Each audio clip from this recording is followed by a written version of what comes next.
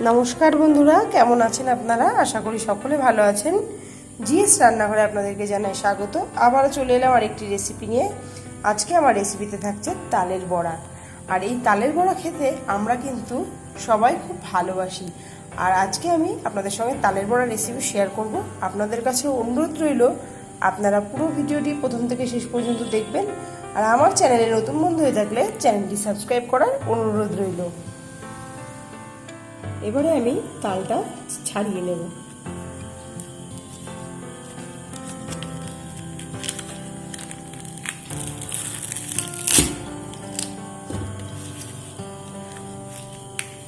তালটা কিন্তু বেশ বড়।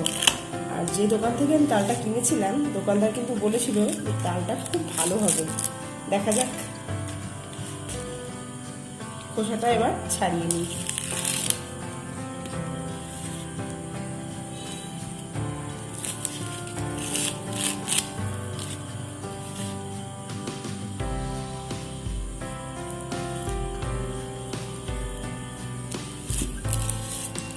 তালের খোসা কিন্তু ছাড়িয়ে নিয়েছি।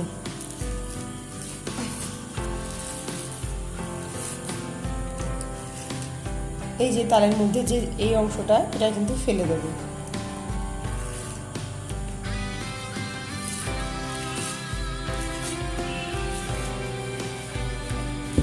এবারে এই তালটাকে অল্প জল দিয়ে ভালো করে চটকে নেব। তালের যে পাল্প বা তালের যে রসটা রয়েছে ভিতরে, সেটাকে বার করার জন্য আগে কিন্তু সামান্য জল দিয়ে ভালো করে চটকে নিতে হবে। তাহলে তালের পাল্পটা বের করতে খুব তাড়াতাড়ি হয়ে যাবে, সহজেই বেরিয়ে যাবে।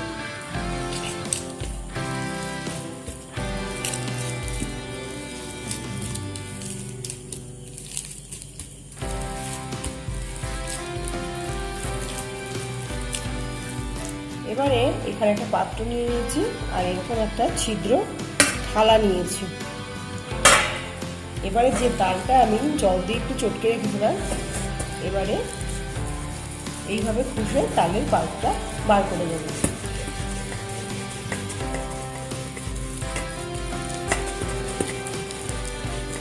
আগেকার দিনে দেখতাম ঠাকুমা বা মা যখন এই তালের পাল্প বের করতো, তখন কিন্তু ছোট ছোট ঝুড়ি বেশ পাওয়া যেত। সেই ঝুড়ির সাহায্যে দেখতাম তারা এইভাবে ঘুষে ঘুষে বার করতো। আমার হাতের কাছে যেহেতু ঝুড়ি নেই, সেই জন্য আমি এই ছিদ্র থালাটাই ব্যবহার করলাম। এটাও কিন্তু বেশ ভালোভাবে বেরিয়ে আসে। একটু দেখাই আপনাদেরকে। এই যে দেখুন, এইভাবেই কিন্তু তালের পাল্পটা বার করে নেব।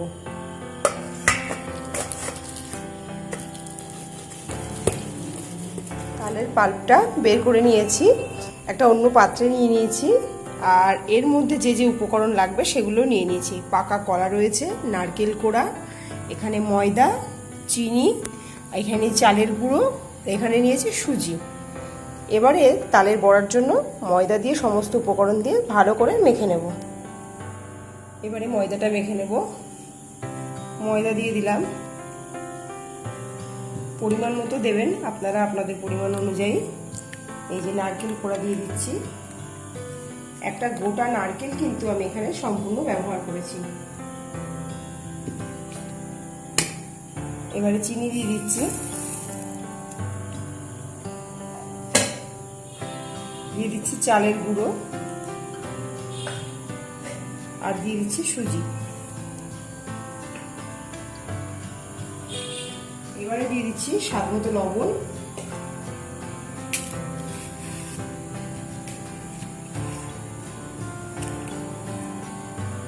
কলা ছাড়িয়ে দিয়ে দিচ্ছি।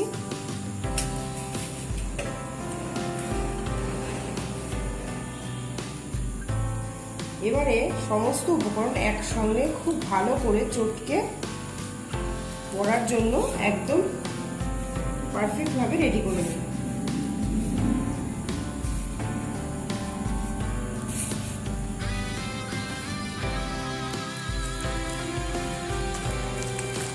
সমস্ত উপকরণ দিয়ে খুব ভালো করে মেখে নিয়েছি। আর এই যে ঠিক এইভাবে মেখেছি, এটা কিন্তু একদম জল ছাড়া মাখা হয়েছে, কোনো রকম জল ব্যবহার করলে এটা কিন্তু নরম হয়ে যাবে। নারকেল কোড়া কলার যে একটা মানে নরম ভাব থাকে, সেটাতেই কিন্তু জলের কাজটা হয়ে যায়। এর মধ্যে কিন্তু আর জল দেওয়ার প্রয়োজন নেই আলাদা করে।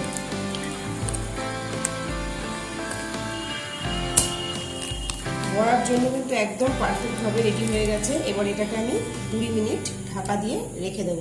ফিরে এলাম 20 মিনিট পর। কড়াইতে বড়াগুলো ভাজার জন্য তেল দিয়ে দিয়েছি। এবারে বড়াগুলো ভেজে নেব।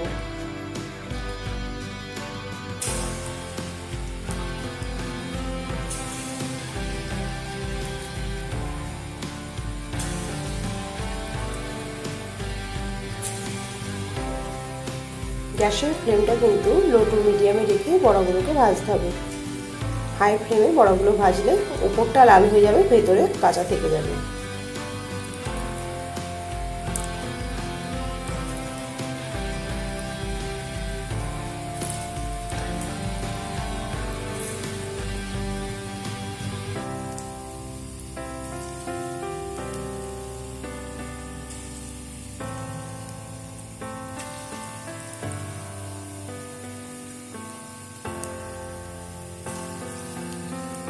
সামনে কিন্তু জন্মাষ্টমী আসছে।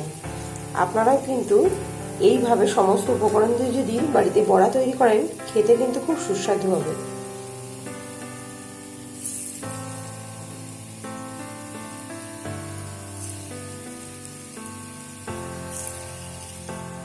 ফিরে এলাম কিছুক্ষণ পর। বড়াগুলো কিন্তু খুব সুন্দরভাবে ফুলে উঠেছে, আর বড়াগুলো কিন্তু ভাজাও হয়ে গেছে। এইভাবে লাল লাল করে বাকি সমস্ত বড়াগুলো আমি ভেজে নেব।